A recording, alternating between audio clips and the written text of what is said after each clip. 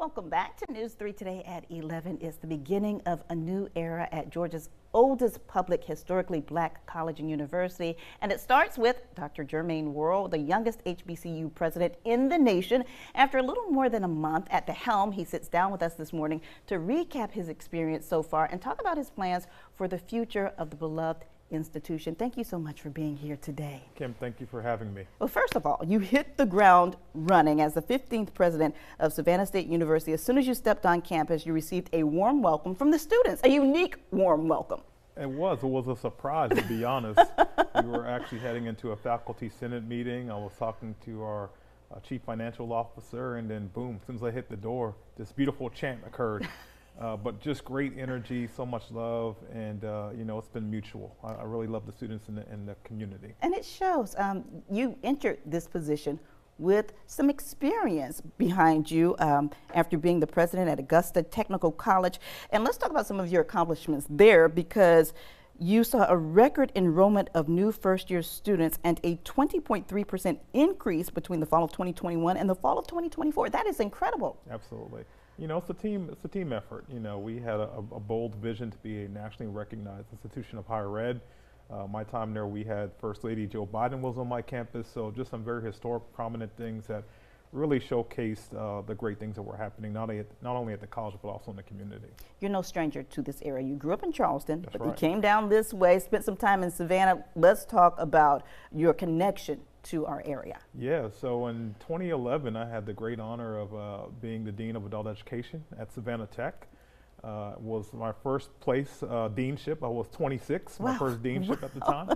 Recently married with my wife, and we were here for about 4 years. You know, living and working in the community was a great way for me to get connected to Goodwill and all of these other community partners. Worked with Step Up Savannah, finished my second master's degree at Armstrong at the time. So, you know, to be able to come back almost 14 years later and to see how this area has grown has just been a delight. You're an Aspen Fellow. What does that mean?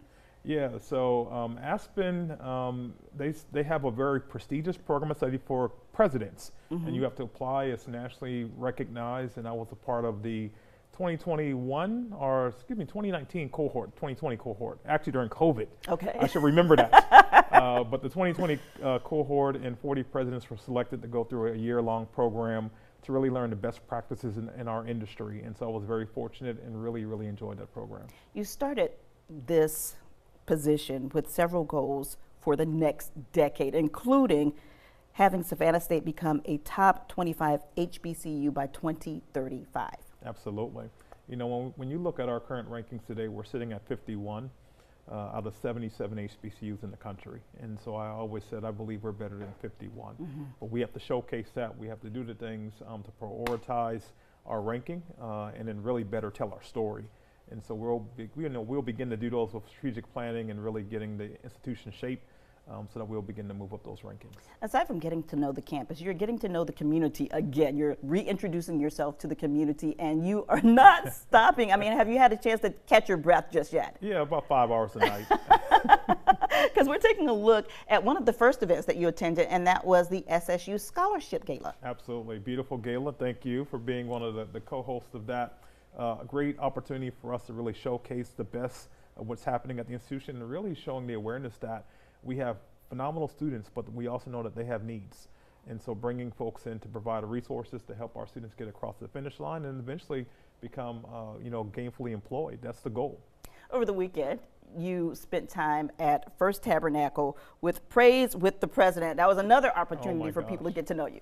Yeah, you know, for me, I'm a church guy. Yeah. Grew up in the church. Mother's an evangelist, and so that was a great experience. But really, to see our students, what I would say, getting trained holistically, right? So we provide the education, the natural piece, but to have that spiritual connection with our local pastor, Pastor Osborne. Shout out to you, sir.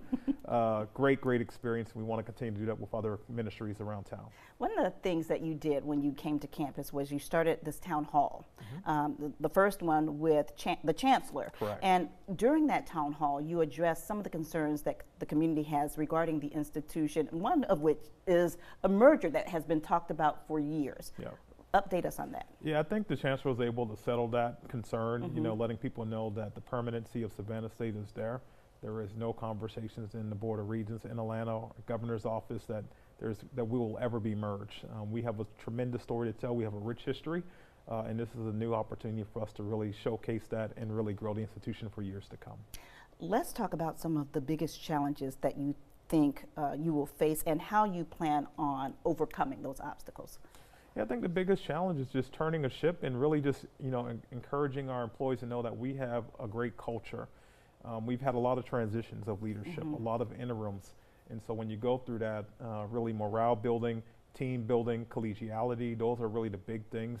But financially, we're in a great spot. Okay. Our enrollment is up. We have a lot of lingering partnerships. We have a lot of major donors that are at the table.